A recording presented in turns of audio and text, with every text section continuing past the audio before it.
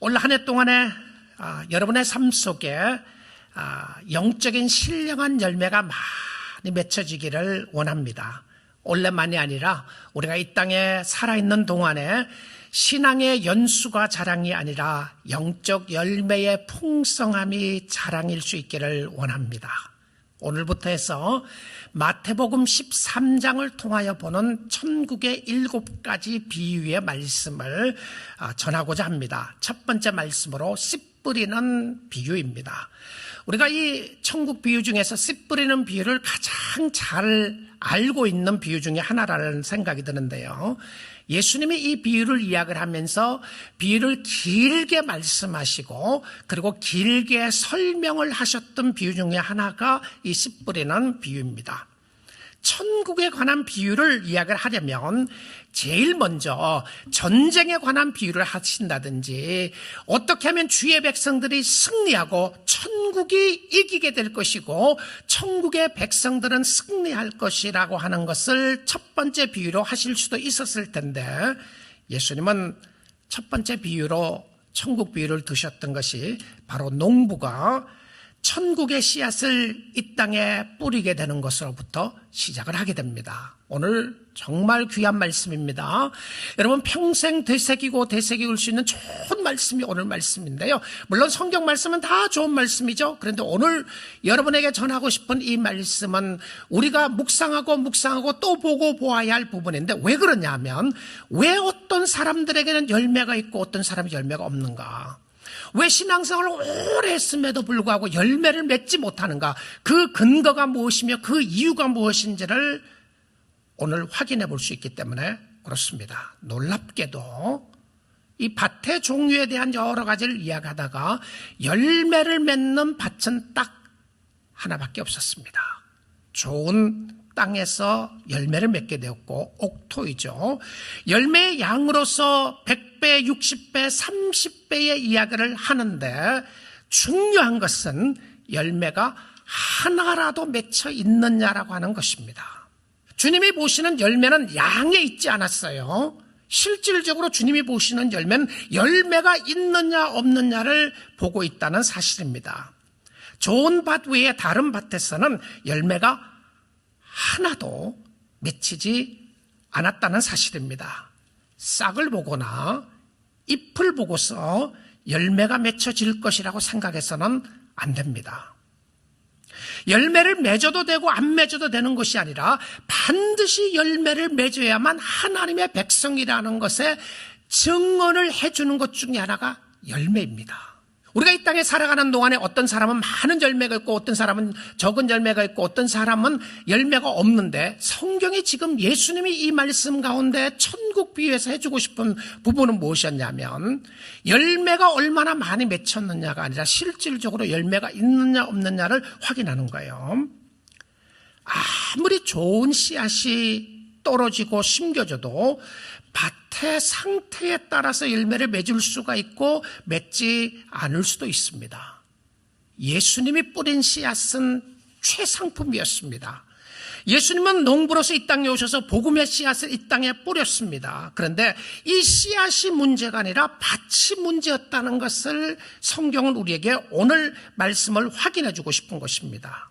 그래서 오늘 이 말씀을 통해서요, 저는 여러분과 함께 열매 맺는 밭의 근거가 무엇인지를 보고, 둘째는 열매 맺지 못하는 4가지 이유를 보겠습니다. 그리고 세 번째는 열매 맺는 밭은 어떤 밭인지를 보고, 네 번째는 우리가 열매 맺기 위해서 무엇을 결단해야 하는지를 볼 겁니다. 자, 첫 번째입니다. 좋은 열매 맺는 근거가 무엇이었냐면 예수님이 천국에 관하여 말씀하시면서 이것을 비유로 설명합니다. 근데 비유 속에는 핵심적인 가르침이 있어요. 그래서 그 근거를 한번 찾아보기를 원합니다. 비유 속에서 찾아보겠습니다. 어떻게 열매를 맺을 수 있는 근거를 확인할 수 있는지요. 10절 보겠습니다. 제자들이 예수께 나와 이르되 어찌하여 그들에게 비유로 말씀하시나이까? 그들이라면 무리들입니다. 예수님이 천국의 비유를 무리들에게 설명하셨는데 제자들이 예수님께 물어보는 거예요. 예수님 왜 진짜 말하시지 바로 이야기하지 왜 비유로 말씀하십니까? 물어봅니다. 그 다음에 11절 보겠습니다. 대답하여 이르시되 천국의 비밀을 아는 것이 너희에게는 허락이 되었으나 그들에게는 아니 되었나니 너희가 누굽니까? 제자들이고요. 그들이 누구냐면 무리들입니다. 다 허락이 안 됐다는 거죠. 12절 봅니다. 무릇 있는 자는 받아 넉넉하게 되되 없는 자는 그 있는 것도 빼앗기리라. 13절 보겠습니다. 그러므로 내가 그들에게 비유로 말하는 것은 그들이 보아도 보지 못하며 들어도 듣지 못하며 깨닫지 못함이니라. 자, 여기서 우리가 볼 수 있는 근거를 확인해 볼 수 있습니다. 보는데 보지 못하고 듣는데 듣지 못하고 그 다음에 깨닫지 못한다라고 하는 이 포인트가 중요한 요소로 볼 수가 있게 됩니다. 천국의 복음이 떨어져서 열매 맺는 것은 기적입니다. 성령의 강권적인 역사가 없이는 이 열매가 맺혀지지가 않는다는 것이죠. 좋은 열매 근거는 좋은 씨앗이어야 하는데 예수님이 뿌린 씨앗은 천국의 복음이었습니다.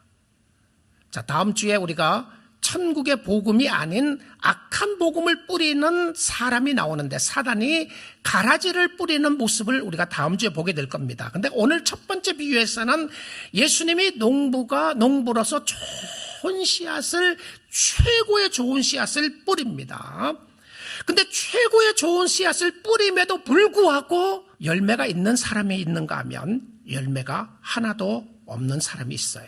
우리 성령의 역사로 말미암아 맺어지는 천국의 복음의 열매는 똑똑하다고 해서 깨달아지는 것이 아니고 무식하다고 해서 알지 못하는 것이 아니라 하나님의 말씀이 들려져야 되고 보여져야 되고 하나님의 말씀이 깨달아져야 된다는 거예요. 여러분이 말씀을 들으면서 말씀이 깨달아지는 것은 기적입니다. 성령의 역사인 것이죠. 그런데 좋은 씨앗이 떨어져도 밭의 상태에 따라서 열매를 맺을 수가 있고 맺지 않을 수 있는데 좋은 열매가 맺혀지는 근거를 세례 요한을 통해서 우리가 확인해 볼 수 있습니다. 세례 요한이 처음 설교할 때인데요. 요즘 우리가 매일 성경을 통해서 누가복음을 묵상하고 있잖아요. 이번 주 목요일 말씀이었습니다. 저는 설교 준비를 하면서 누가복음을 묵상하다가 이 말씀에 확 부딪혀 왔어요. 이 말씀 부딪힌 말씀이 누가복음 3장 8절에서 9절인데요. 자, 지금 세례 요한이 하는 이야기입니다.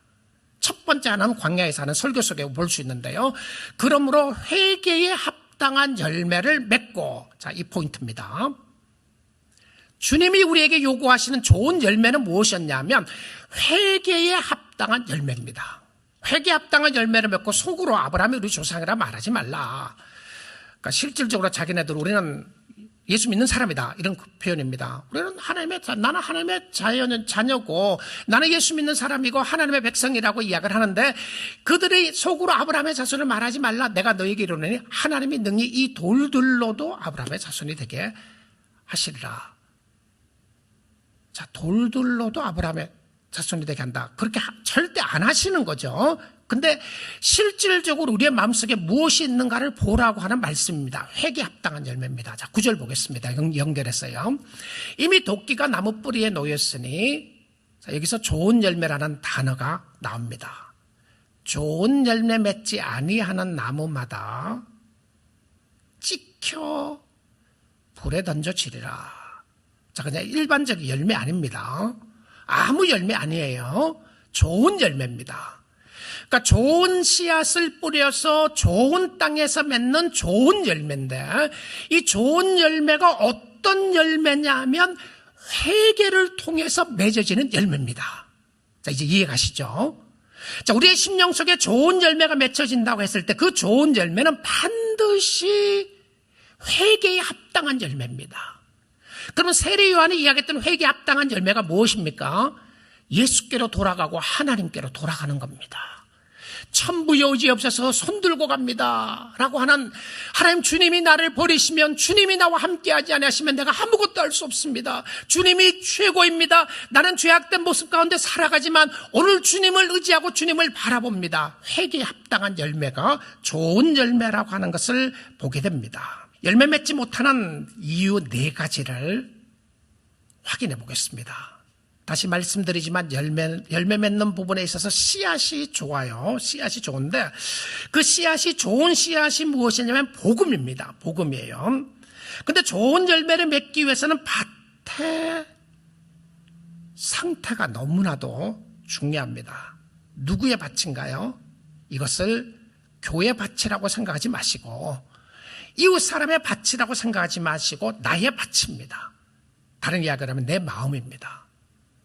그러니까 여러분이 어떤 마음의 상황에 있어야 열매를 맺혀지는지를 보기를 원하는데 이 밭의 종류에 있어서 길가, 돌밭, 가시떨기 세 가지 밭을 예수님이 설명을 하십니다.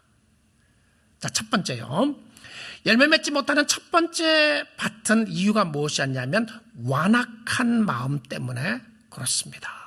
이 마음밭이 딱딱해서 어떤 말을 들어도 듣지 않는 사람의 모습입니다. 완악한 상태에서 씨앗이 떨어지면 그대로 있으니까 새들이 그 씨앗을 쫙 먹어버립니다. 와서 먹어버렸어요. 이것을 성경에서는 악한 자가 와서 먹었다라고 되어 있습니다. 마음이 딱딱하다고 하는 표현을 예수님은 이렇게 해석하셨습니다. 19절 말씀 보겠습니다. 아무나 천국 말씀을 듣고 들었어요. 천국 말씀입니다. 복음의 말씀을 들었는데요. 깨닫지 못할 때는, 그러니까 완악하다고 하는 표현을 깨닫지 못했다는 거예요. 악한 자가 와서 그 마음에 뿌려진 것을 빼앗나니 이는 곧 길가에 뿌려진 자요. 예수님이 설명을 했습니다. 자, 이 부분은 무엇이었냐면 말씀을 듣는데 소화가 안 되는 거예요. 꽉 막혀버렸어요.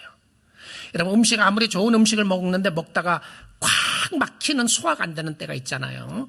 그 모습으로 설명한 거예요. 소화가 안 되니까 말씀이 아무런 역할을 하지 못하는 거죠. 자, 두 번째입니다. 두 번째 열매를 맺지 못하는 이유는 무엇이었냐면 뿌리를 내리지 못하기 때문에 그래요. 뿌리를 깊이 내리지 못하는데 이것을 얇은 마음의 상태를 이야기합니다. 예수님의 비유 속에서 이것을 돌밭에 떨어진 씨앗으로 비유를 했는데요.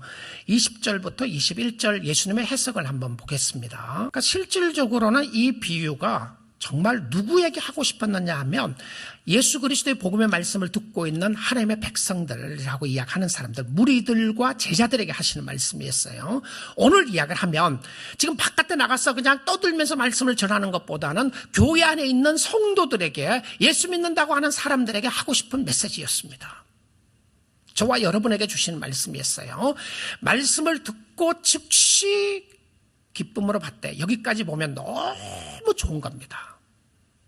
말씀을 듣고 바로 반응이 나타났어요.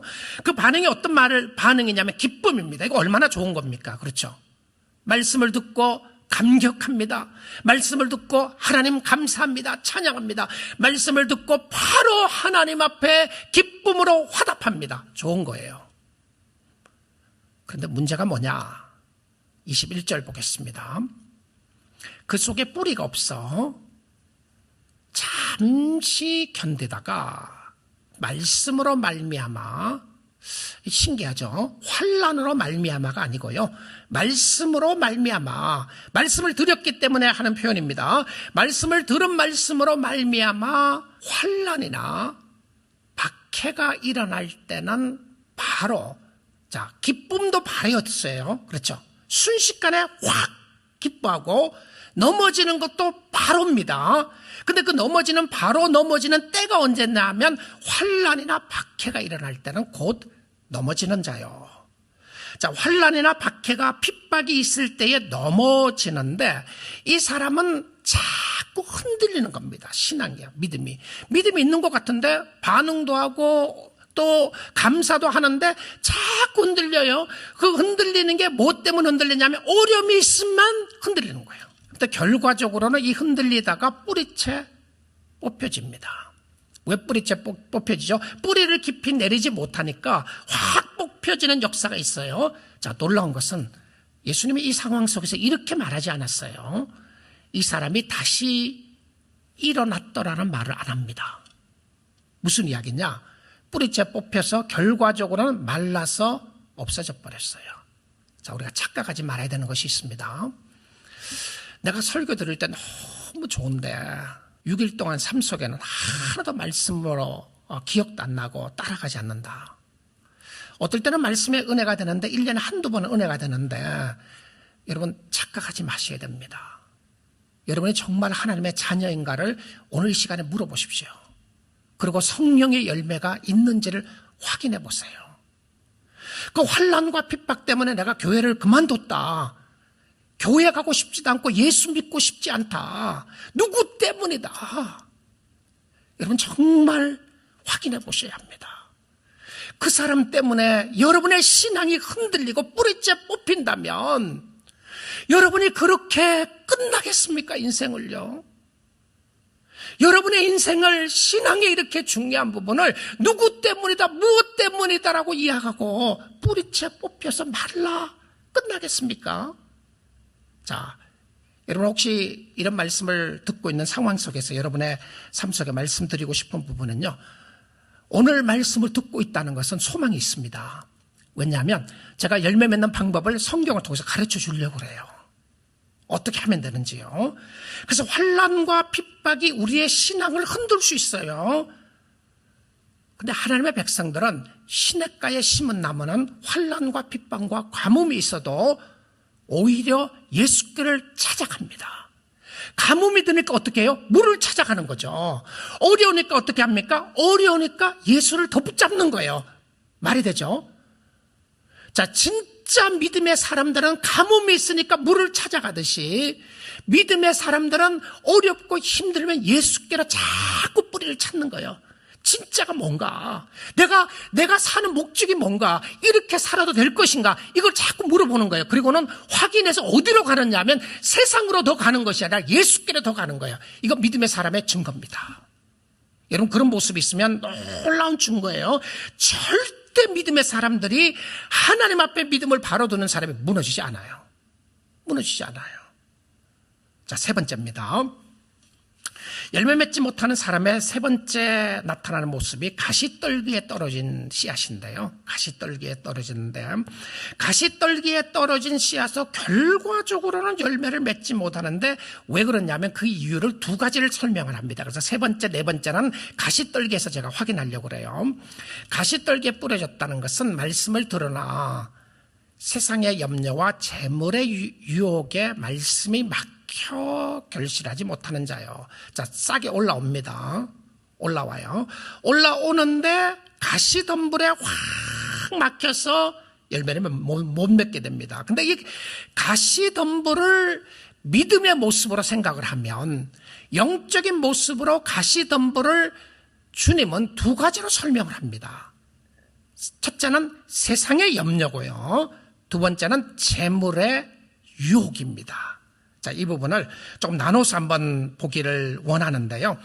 여기에 그 세상의 염려라고 되어 있는 염려라고 하는 말은 나누인다라고 하는 표현이에요. 마음이 나누어지는 것이 염려입니다. 그러니까 성경이 이야기하는 것이죠. 주의를 빼앗긴다. 내 마음이 빼앗기고 주위의 환경에 빼앗기는데 이것을 영어로 anxious, anxiety라고 하는 단어로 쓰여진 단어입니다. 요즘 anxiety attack이 많다 이런 사람들 하죠. 갑자기 그냥 두려움과 무서움과 염려가 확 몰아닥치는 거죠. 자, 이 염려가 몰아닥치는데 그 염려로 인해서 영적인 영혼을 질식시켜버리는 겁니다. 그러니까 이 질식시킨다고 하는 것이 목조인다고 하는 표현이고요. 질식시키는 의미 속에서 씨앗이 뿌려졌는데 가시떨기에 떨어질 때 씨앗이 조금 자랐습니다. 조금은 자랐어요. 근데 염려 때문에 염려가 그들의 마음을 확 빼앗아가 버리는 거예요. 찰스 스윈돌 목사님이 염려에 대해서 이렇게 세 가지를 이야기를 합니다. 스윈돌 목사님이 첫째는요, 염려는 인간의 관점을 부각시키고 하나님의 관점을 억누름으로써 우리를 두려움에 휩싸이게 한다. 그래서 하나님을 보지 못하게 한다. 이렇게 해서 첫 번째 이유라고 그랬고요. 두 번째는요, 염려는 본질적인 것과 비본질적인 것을 분별할 수 있는 능력을 짓누름으로써 우리의 마음을 산란하게 한다. 근데 그 혼란하게 만드는 것이 뭐냐면 두려움과 의심과 실망감이 생긴다. 이렇게 이야기해요. 자, 여러분 한번 보십시오. 여러분이 누군가에 의해서 누구 때문에 환경이나 상황 때문에 너무 많은 실망이 갔어요. 근데 그것이 염려로 말미암아 영적으로 짓눌리는 모습을 보게 되지 않아요. 근데 이게 오랫동안 지속하게 되면 하나님의 말씀을 들어도 뿌리를 내리고 열매를 맺을 수가 없다는 것이죠. 세 번째는요, 염려는 우리에게 기쁨을 주고 다른 사람들을 수용하기보다 판단하게 만들어 부정적인 사람이 되게 한다. 염려가 지배하면 모든 일에 매사에 부정적이 된다. 찰스 윈들 목사님이 한 이야기였습니다. 네 번째, 열매를 맺지 못하는 이유는 역시 가시떨기 때문에 그런데요, 이것을 우리 주님은 재리의 유혹이라고 이렇게 설명을 합니다. 물질의 유혹이라고 설명을 해요. 정말 무섭죠. 이 가시떨기에 뿌려진 씨앗은 어느 정도까지 싹이 자라고 올라옵니다. 근데 이게 더 치고 나가지 못하는 것은 세상의 염려와 재물의 유혹 때문에 그렇다, 이렇게 돼 있어요. 이 찌들어져 있는 마음을 이야기를 하는데요, 마음이 왜 찌들어졌나요? 가시덤불 때문에 마음이 확 찌들어 있는 거예요. 펴지 못해요. 우리는 물질 때문에 유혹에 빠지는 경우들이 있습니다. 이것이 신앙생활을 하지 못하도록 만드는 경우들이 있을 수 있습니다. 페이먼트가 우리를 질식시킬 때가 있어요. 우리를 초킹한다는 거예요. 영적으로 초킹시키는 것입니다. 이것 때문에 신앙생활을 잃으면 안 됩니다. 사랑하는 성도 여러분, 물은 좋은 겁니다. 그러나 물 속에 잠겨서 우리는 살 수 없습니다. 불이 좋은 겁니다. 불이 필요한 것입니다. 그러나 우리가 불 속에 들어가면 우리는 그 불 속에서 살 수가 없어요. 죽을 수밖에 없습니다. 물질이 좋은 것입니다. 물질 자체가 나쁜 것이 아니에요. 근데 물질이 우리를 지배하기 시작하고 물질 때문에 영혼이 초킹되고 물질이 우리를 완전히 왕이 되어서 다스리게 되면 영혼이 절대 열매 맺을 수가 없어요. 자, 그 다음에 좋은 밭은 열매 맺는 밭인데요. 이 부분을 잘 하도록 하겠습니다. 자, 씨앗이 문제가 아니라 밭의 문제라고 그랬죠. 좋은 씨앗이 열매를 맺는 밭은 좋은 밭에서만 맺습니다. 실질적으로 여러분 한번 확인해 보십시오. 돌밭보다는 여러분 길가가 낫습니다. 길가보다는 가시덤불이 낫어요. 자, 이거 전부 다 뭡니까? 도토리 키재기입니다. 실질적으로 열매 맺을 수 있는 밭은 하나밖에 없었어요. 그러니까 옥토가 아니면 절대 열매 맺지 못해요. 그러니까 예수 믿는 사람들은 전부 다 실질적으로 하나님의 말씀을 사랑하고 하나님을 사랑하는 사람들의 밭은 전부 다 옥토가 되어야 되는 거예요. 열매 맺혀지기 위해서 옥토인데 이 옥토의 모습을 한번 보겠습니다. 23절입니다. 좋은 땅에 뿌려졌다는 것은 옥토죠. 말씀을 듣고, 그 다음 부분이 중요한 겁니다. 듣고 깨닫는 자니. 자, 아까 첫 번째 우리가 열매 맺는 비결을 이야기했어요. 근데 그 비결 중에 하나가 말씀을 듣고 깨닫는 거라고 그러는데 예수님이 다시 설명하십니다. 듣고 깨닫는 자니. 이 깨닫는다고 하는 것은 소화하는 사람입니다. 말씀을 듣고 말씀이 내 마음속에 확 들어오는 거예요. 결실하여 어떤 것은 100배, 어떤 것은 60배, 어떤 것은 30배가 되느니라. 100배냐 60배냐 30배는 엄청난 양의 열매인데 그 양의 열매를 이야기하는 것이 아니고요. 열매가 있느냐 없느냐를 이야기하는데 열매를 맺기 위해서는 좋은 땅에 뿌려져야 되는데 그것은 무엇이냐면 말씀을 듣고 깨닫는 것이라고 이야기합니다. 받아들이면서 결단하는 겁니다. 내가 말씀을 깨달았다고 하는 것은 말씀대로 행하며 살더라는 겁니다. 길을 돌이키더라는 표현이에요. 근데 결실을 뭐라고 이 누가는 더 하느냐면 인내라고 하는 단어를 집어넣습니다. 인내로 결실하는 자. 무슨 말이죠? 결실할 때에 결실한다는 겁니다. 당장 열매가 없을 수도 있어요. 근데 깨닫고 살아가면 언젠가는 결실하게 되고 인내가 필요하다고 하는 것을 이야기를 하면서 이 상황 속에서 지속적인 하나님의 말씀으로 가까이 나아가는 것이 중요함을 이야기합니다. 결실은 인내로 하게 된다. 여러분 신앙생활 인내하셔야 됩니다. 계속 주님 앞에 나가야 된다는 것이죠. 여러분 인내는 이를 악물고 화를 내더라도 억울한 모습을 가지더라도 참는 게 인내가 아닙니다. 여러분 일반적으로 인내한다 그러면 참아야지, 저 왼수 참아야지, 이 신앙생활이 힘들지만 참아야지, 그게 인내가 아니에요. 성경이 이야기하는 인내는 내가 이를 악물고 어떻게든지 참는 것이 인내가 아닙니다. 성도의 인내는 이것과 관계가 있습니다. 그러니까 관계성이에요. 이것과 관계가 있어요. 무엇과 관계가 있느냐 하면 하나님의 말씀을 보겠습니다. 요한계시록 14장 12절입니다. 성도들의 인내가 여기 있나니, 인내가 뭔지를 잘 설명을 합니다. 그들은 하나님의 계명과 예수에 대한 믿음을 지키는 자니라.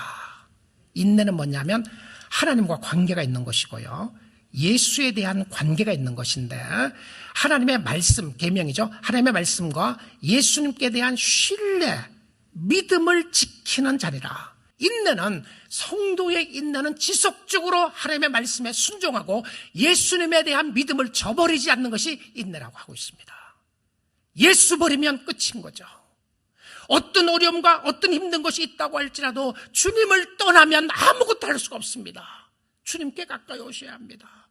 예수께로 가까이 오셔야 돼요. 이러고 힘들고 어려울 때 더 주님 붙잡으셔야 됩니다. 더 기도하셔야 돼요.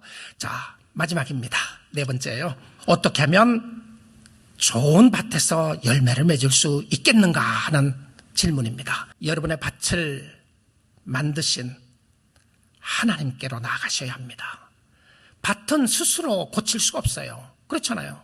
밭은 스스로 고칠 수가 없어요. 누가 밭을 고칠 수 있습니까? 농부가 할 수 있습니다.